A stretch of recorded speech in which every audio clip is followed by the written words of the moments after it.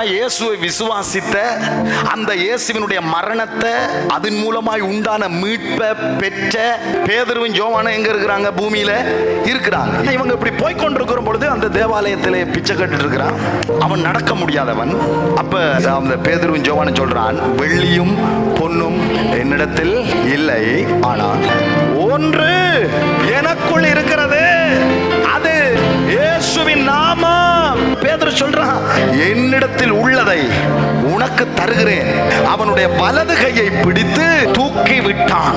பேதுருவுக்கும் யோவானுக்கும் ஒரு நம்பிக்கை இருந்தது, எனக்குள்ள இருக்கிற அந்த இயேசுவின் நாமத்துக்குள்ள இவனுக்குரிய சீரும் செழிப்பும் உள்ள அனைத்து வாழ்க்கை இருக்குது.